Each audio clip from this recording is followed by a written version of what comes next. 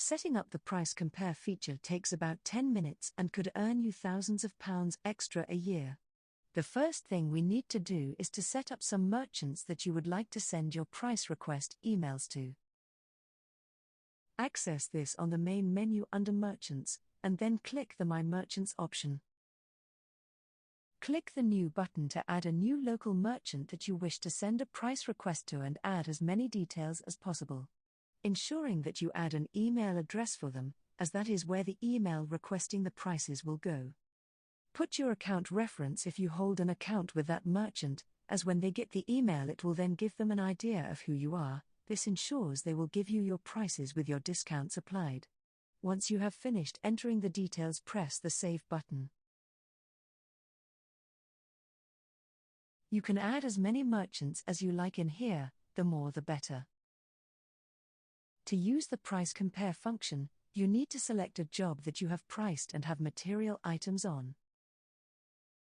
We will select this price compare example job. You can see it has a few lines on it, although it is quite small. The job can be of any size.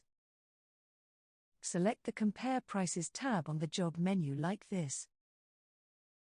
This screen has a lot of information on it, but don't let that put you off. There is a list of all the materials that were on the costing sheet with the needed quantities on the left-hand side and the current item totals as per the prices in the system. What we want to do is to get the current prices from your local merchant. You can see the merchants that you put in earlier at the top of the screen here. If you want to request a price for all the items on the job to every merchant, simply press the Select All button here. This means every merchant will be asked to price for each item. Don't worry, they only get one email per job, and not item. If you only wanted to request a certain items, unselect all the items and simply choose the item you want to get a price for and the merchant you wish to send the request to, like this. I am going to send a list of all the items to all the merchants, so I will press the Unselect All button, followed by the Select All. There are two options on what to include on the email to the merchants. We need to decide if we want the site address included on the price request, as if we are getting a delivery it might affect the price. Include this information here.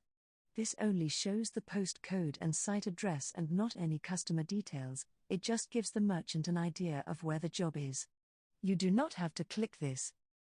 You might also want to send it without your details on. We find that if you include your details, it's much more likely they will price it. Press the Query Prices button to send the emails. It will prompt to ask if you are sure. Once you have confirmed, a single email is sent to each merchant, asking them to price the items. We can see the form that they get sent by clicking this shortcut button here. This gives you the same screen that the merchants get. It's really easy to use, and if the merchants get stuck, get them to contact us. Occasionally they might not price it for you, so you can open this screen and enter the details yourself, either in the branch on your mobile device or with them on the phone. When a merchant has pressed the Confirm Prices back, you will get an email to let you know some new prices have come back into the system, and we then look at them and compare them. This is what the screen looks like when the prices have been returned by the merchants.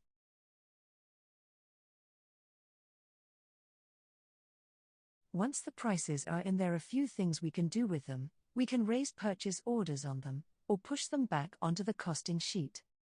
If the customer has already agreed the price, you can use it for ordering to make more profit on the job, rather than pushing the prices back to lower the total cost of the job. In this example, 3 of their merchants have returned some prices. The other merchants haven't responded yet. The prices colored in green are the cheapest price for that item, across all the merchants. Once we start to get the prices back, we can use these in a number of ways. We can copy selected items and prices into our My Materials library. So the next time we are pricing a job, and we use the lookup option, you will find this price you have been given. To copy the prices back to your material library, click on this little button against the price from the supplier you want to add. This brings up a screen. Make sure you select the line and press the Copy to My Materials button. That item and price will now be in your My Material library for you to use again.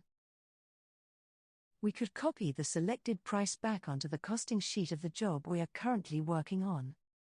If the new price is lower than we already had for the material on the costing sheet, it will lower the cost of the job. But it won't lower our profit margins. That means we are passing the savings on to the client. This gives us more chance of winning the job but still making the same profit on the job. To do this, click on the small button again next to the price and select the item. Press the Use item to copy back the price to the costing sheet. If you look at this price, for example, here it says there are 2 offers. This means the merchant we emailed has suggested not only a price for this item but another item they have in stock that you could also use. If we click this button here, we can see both the price they gave us for the original item and the price for the alternative product they have suggested. We can use both of the options on this window to copy the items into the material library, or use the item on the costing sheet. We can also use the prices to create purchase orders, to send out to the merchants. This saves us a lot of time on the ordering side, and should reduce occasions where you don't have enough materials on site. If we select the alternative item and press the Use item button, it will copy the alternative material back onto the costing sheet for us, so that it's shown correctly for the customer on the quote or estimate. You can now watch the Creating Purchase Orders video.